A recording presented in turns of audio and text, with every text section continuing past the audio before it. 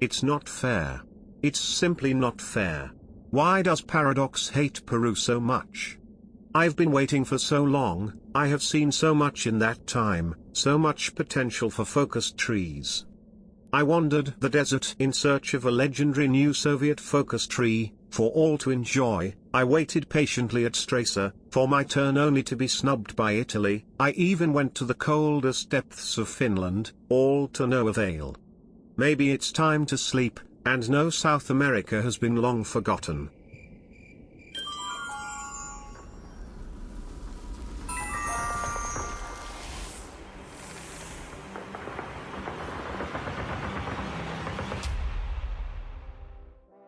And hello everyone, and welcome to Hearts of Iron 4 Trial of Allegiance. Today we're going to be taking a look at the newly announced DLC for Hearts of Iron 4, covering South America, a very long awaited region of the map I feel, for many players, and particularly for the previous character that we just saw in the introduction. Today's dev diary will be covering historical Brazil, and so for that reason, I feel like we shouldn't delay any further and jump straight into the dev diary. So the dev diary begins by talking about how the hope for the South America experience is going to be between building a regional superpower to confront emerging international threats or use its power to expand your empire abroad. Considering the somewhat isolated nature of South America, I'm interested to know where abroad exactly you're going to be building your empires. Are you heading west towards Australia? East to capture some already taken parts of Africa? Or are you going to be going to Florida and maybe using that as your own kind of new empire location? So the dev diary goes on to say that this DLC is the result of a new team formed especially for content creation. In that regard, the Trial of Allegiance country pack is going to be focusing on Brazil, Argentina and Chile. Chile being an interesting one. I really thought this would have been including Venezuela, Colombia and Peru, but interestingly it's Chile. Brazil and Argentina I think are a given due to their size and power capability. I just want to take a moment here to address a single line that says, furthermore it introduces additional content for both old and new tags in South America. New tags, what that typically means in HOI4 is new countries. So it could be that 1936 HOI4 is actually going to be a different looking map than the map we currently know today. I'm not entirely sure to what countries that could involve. I'm thinking maybe Argentina being split in two, but it also could mean Brazil being literally balkanized across the board. It remains to be seen. This section of the diary ends with what could be some very good news for some people. Due to this DLC being worked on by a separate team to the core team, that means that there is going to be another, quote, big and exciting project that will be dropping later this year. So that means there'll be probably 2 dumps of content, presumably DLCs, this year. Alright, with the introductory preamble over with, let's take a look at historical Brazil. So as typically has been the case in previous dev diaries, before we start talking about a country, the developers like to give some insight into their perspective of how they're going to be approaching a nation's history relative to the time period. So they give a little bit of context prior to 1936 and some of the reasons for the decisions they've chosen. For those who want the TLDR, the perspective begins with Brazil really starting with a series of turmoil and revolutionary events throughout the early 1930s.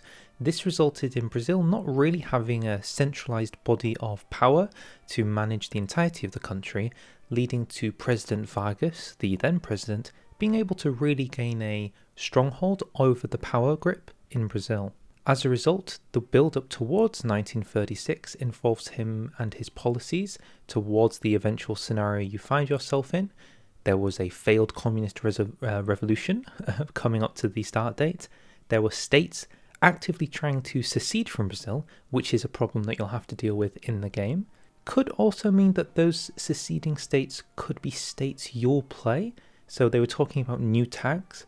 Maybe the states that tried to secede from Brazil prior to 36 are states you can actually play. In addition, there's the ever-present Great Depression, because America's strangle over the world is seemingly ever-present in every nation in HOI4. And there was also a naval arms race between Brazil, Argentina, and probably Chile to decide who would have central control over the seas in the region, which has kind of gone to a stalemate and a non-spoken white peace. But I don't necessarily think it's off the table, and though could rear its ugly head once again.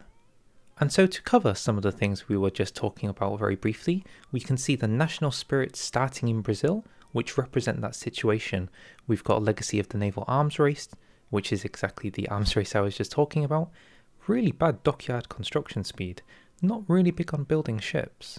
We have separatist sentiments, which is just a standard stability and war support debuff, but it's probably the actual states themselves that are getting the bigger debuffs, which we'll probably see later on.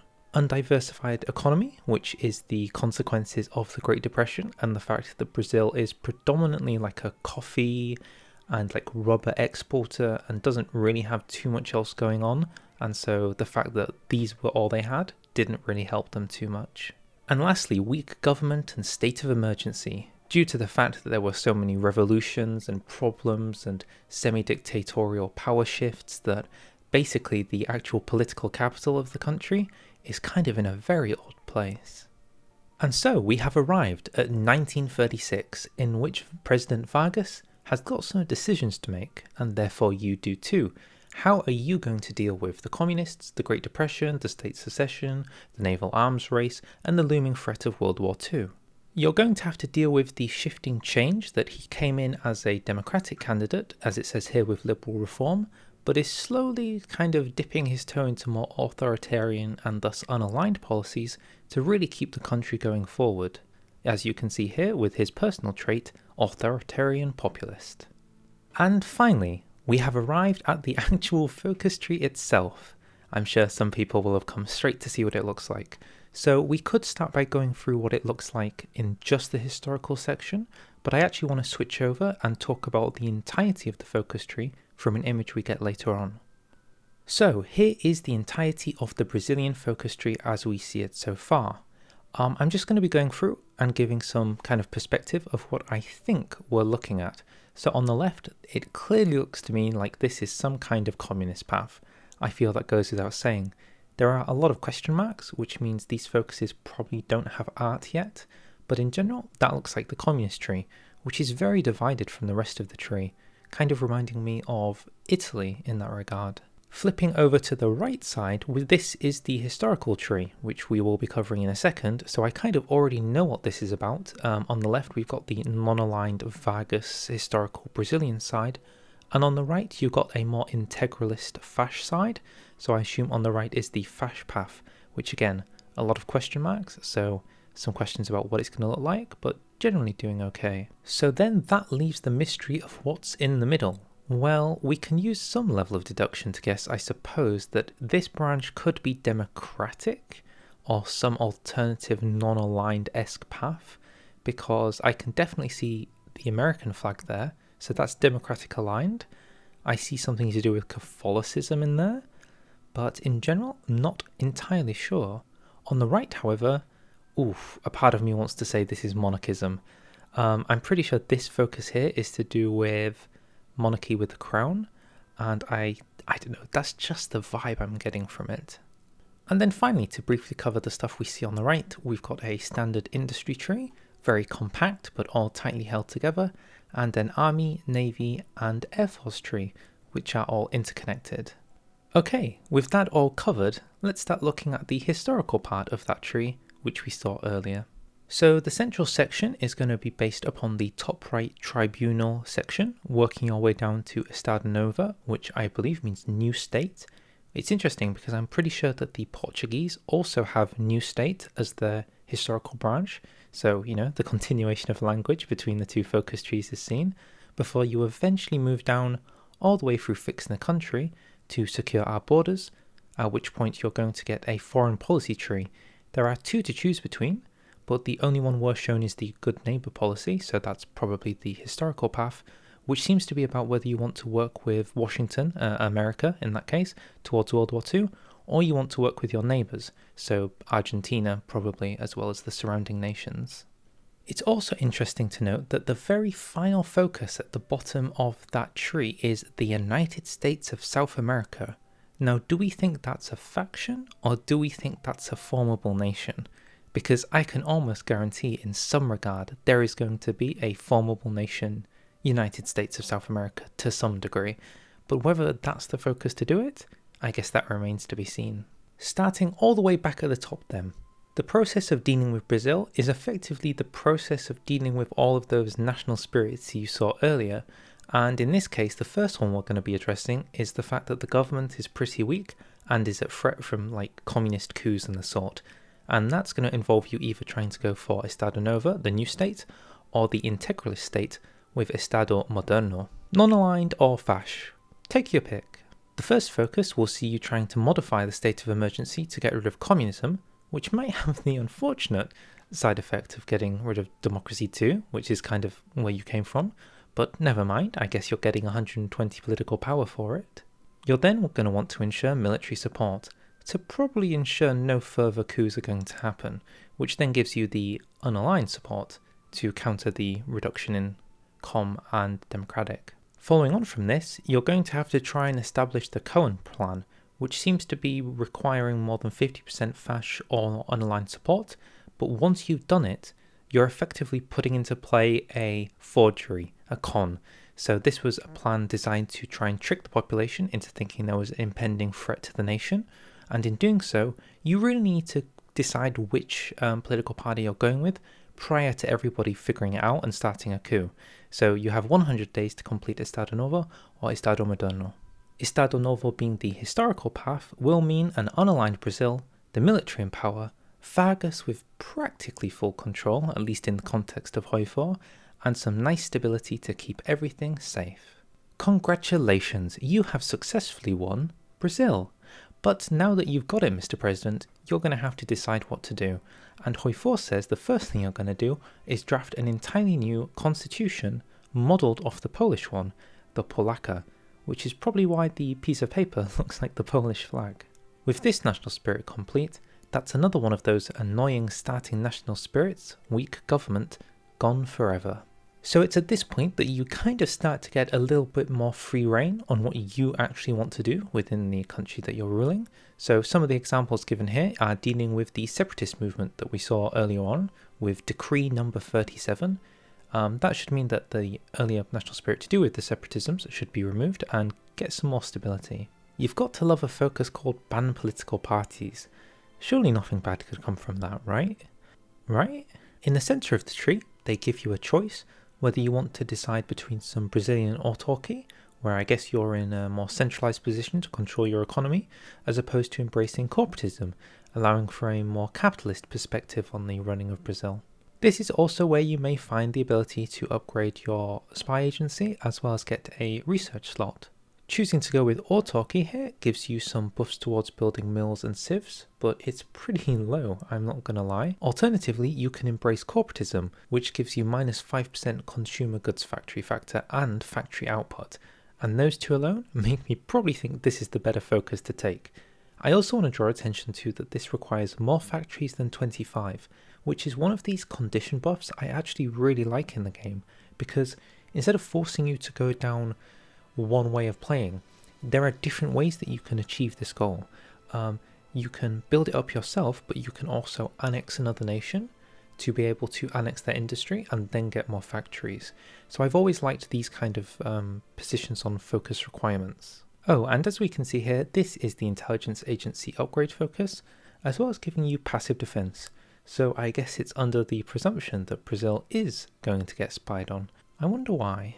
So instead of continuing down to the foreign policy branch of the historical Brazil focus tree, the dev diary decides to go sideways and head over to the industrial path, which is basically just one gigantic block branch covering all of the industrial focuses. We can see here it begins with the aftermath of the coffee crisis. Before you decide to deal with different aspects, so there are some standardized mills and civ focuses, resource extraction. There's one to do with promoting immigration, which I think is interesting considering the population size of Brazil already. But enough speculation, let's go take a look ourselves. So starting with the aftermath of the coffee crisis, this is trying to put to bed the national starting spirit of the Great Depression, effectively, and how sticking all of your money in coffee beans might not be the most diversified economic strategy. And further on down we get to desenvolvimento, which I believe to mean just development, trying to continue to fix the undiversified economy from the Great Depression, as well as giving you some okayish buffs towards electronics, because I guess you would want the research speed. As I mentioned towards the start of this dev diary, I did say that not everything was delegated to national spirits, especially stuff like separatism. And so, as we can see here relating to the industry, the states themselves, the actual states on the map, have been neglected. So that's minus 40% across the board for local factories and max factories in states. Even construction. Basically, these states are semi-not useful, like, at all. As a result, there are a series of focuses inside the industry tree to try and alleviate some of the awful, debuffs you're getting in these states. Here we can see that with promote resource extraction, you get plus 10% off that awful 40%, so it's only minus 30%, and also getting a ton of building slots. So this focus is good in that regard, but can we just take a moment to look at the fact that it says 16 states are all affected by this debuff? I really hope they're not all 16 states are minus 40% local factories and max factories, because Brazil is massively shot in the foot, I guess. Maybe all these focuses will fix it, but if they don't, that's like really damaging. Wait, what do you mean I'm not allowed to build a nuclear reactor in the Amazon rainforest? What do you mean? I want to. Towards the bottom of the industrial tree, we actually get some interesting flavorful decisions. So you'll have to decide between whether you want to establish a national motor company, which will deal with the rubber and try to build things like trucks or potentially planes, I suppose, or you can go the way of siding with America and expanding Fordlandia. So starting with Fábrica Nacional de Motas, which is the national motor company, we see we get an MIO, which was a replacement to the designers, to build a level 3 sized national industry. So pretty okay, that's good starting buffs. It's worth mentioning, as they show here, that you do actually have the ability to spec into building up rubber, with 2 states inside of your country being able to get 20 rubber production, as well as getting buffs to the available resources in that state. So it won't necessarily be like, 12 or something due to the debuff. Or if you want to go for the more flavorful position, you can expand Fordlandia, which was a honest to God historical place which was named after Henry Ford, the guy who makes Ford cars, or I guess the founder, and you can establish the Ford Motor Company. Not as big as the previous one, but you do get 10 rubber, a building slot, a ton of flavour to match. Maybe I'm hoping for something that is never going to happen, but my god, wouldn't it be funny if there was an ability? They talked about new tags at the start of this dev diary. What if these states, Para particular, was a releasable state, and there was the option to bring in Henry Ford or like the Ford Corporation to be the ruler of a country? Wouldn't that be like... I don't even know what to think of that, but it would be kind of funny. The New Republic of Fordlandia. On the side of some more light alt history, I guess less so towards, the Ford Corporation starting their own country, we've got establishing a new capital, which did happen historically, but it happened later on. But now you have the option to do it a few years earlier and get Brasilia. Before moving on, the dev diary wants to briefly talk about one of the focuses called, okay, wish me luck, deal with the Cangaçu, tell me how I did, in which is effectively dealing with some of the separatist rebels that were all over the country. In more alt history paths, you may have the option to either work with them, side with them, or quite literally play as them maybe as a separatist state. But in this situation, you're just trying to get rid of them, and that comes with a series of decisions to try and deal with it as quick as you can. As we can see, if they're active in the state, they're taking a big hit towards local manpower and local construction speed, and I think those two are probably the worst it's going to get in terms of really taking you down. Similar to what we saw in Mexico with the general, I believe it was, you also will see that they're trying to work against you, tanking your stability and similar events. So instead of letting them plan operations, you can begin anti-operations against them in the different states. Beep, boop, beep, beep, beep, beep. World War II time. So we've gone back to the historical diplomacy branch. We've gone away from the industrial branch and we're back over to the diplomacy branch. So on the left side, we're dealing with the good neighbor policy, and that's going to be geared towards how much they want to deal with their American or potential American allies, or kind of keep things local and work with their surrounding partners. I should mention that nothing in this branch suggests that working with both America and your neighbours is mutually exclusive. It's just that the final focus towards technology sharing seems to be one or the other. Due to Brazil's large collection of rubber plantations, the US's interest inside of Brazil to build their various pieces of equipment goes up and up, and as such the Germans are probably going to try and destroy your convoys and stop you from doing that trade. So a focus to represent the ever-increasing ties with America is the Washington Accords, which gives you some war support, construction speed, and a little bit of democracy support. This is assuming that the United States agrees to the Accords, of course. Alas though, nothing with America is quite so straightforward, is it? You know, one day you're talking about world peace, the next minute you're in the Middle East. You never quite know what's going to be going on with the United States, and in this case, they're going to want some military commitment from you.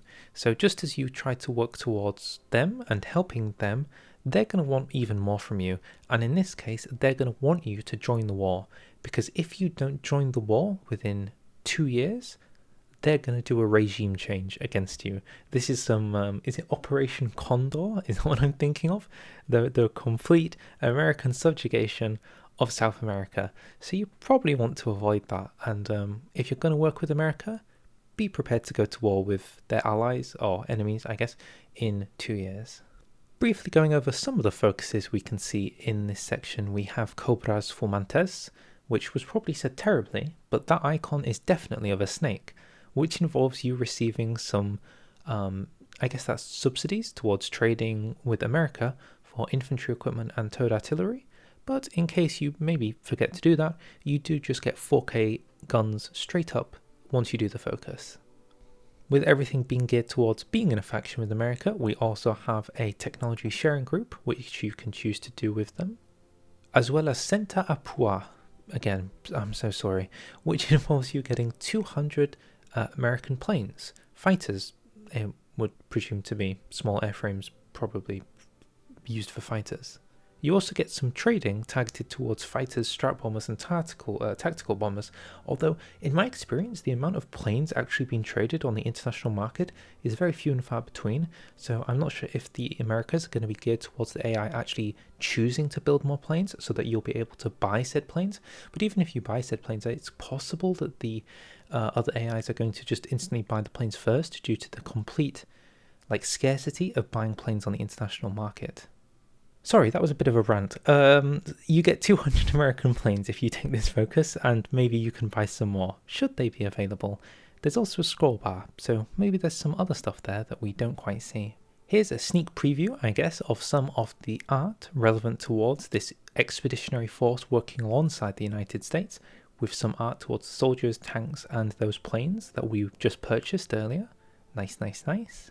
They bookend this section of the dev diary by saying that while this is the historical branch with the expeditionary forces, there will be some alternative history focuses even in this branch, where you can choose to do maybe some different things, still, working with America and being on that side on World War II, but doing maybe some unique operations specifically towards Brazil. Okay, are you all still with me? We've got one more section to cover, and it's not really covered in too much depth, but we can cover it all the same.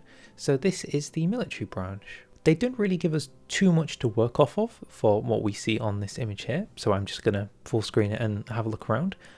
We've got the infantry tree, we've got the air force tree, and we've got the navy time tree, and their hope was that there is some limitations to how strong you can go, but if you really put all the effort in, it is hypothetically possible to become a kind of decently good world power.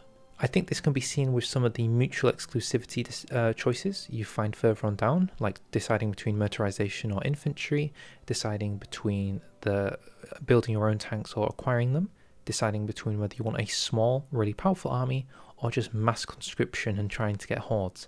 I see it specifically with the Air Force, where look at the mutual exclusivity along these lines.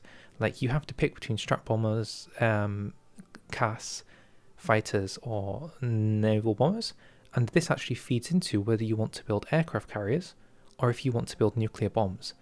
I assume this is getting the nuclear research focus. So in total, there's going to be quite the level of choice that you have to work around, probably more than actually in the political tree. And so that is the conclusion of this week's Dev Diary. I'm sure there'll be questions that will be asked in the Dev Diary below. But that's it. There will be an Alt History Brazil Dev Diary coming up in the coming weeks, so 2 to 3, I suppose. But next week is going to be Argentina. So then I guess the week after that is going to be Chile. So next week is Argentina, which means I'll be here. More Dev Diaries to come, of course. Thank you very much for watching. Please, in the comments, tell me what you're looking forward to about this DLC. Tell me if you're crying that it seems that Peru has probably been forgotten about once again. Sad, I know, but the fact that they've split the team up, or maybe they've built another team, I'm not quite sure how they worded it exactly. Maybe it's just like another team has been created, so maybe it's more people. But the point is we're getting more content-focused updates to the game in the form of this DLC, which means we might be seeing some rework DLC coming too in the not too distant future. I'm specifically thinking about Together for Victory, because those focuses are super outdated. Death or Dishonor had some update. I think they did a good job with Yugoslavia, but I still think Czechoslovakia and Hungary could definitely use a bit more love, especially Hungary considering it's such a big part of World War II. And the big one, Waking the Tiger. It was the third DLC, and it's the one that got Germany, Japan, and China. And those three nations are like really top of the line in terms of people's favorite focuses. And I think Japan and Germany could maybe see some additional love. On top of that though, who knows what's to come? Venezuela, Colombia, Peru, the Middle East, maybe even the missing nations of Europe, including Belgium and Austria. Who's to say? Thank you very much for watching. If you liked, feel free to like, feel free to subscribe, and I'll see you all next time. Ciao. I think that's goodbye, right? Ciao. It's got like a T at the front. Ciao. Bye.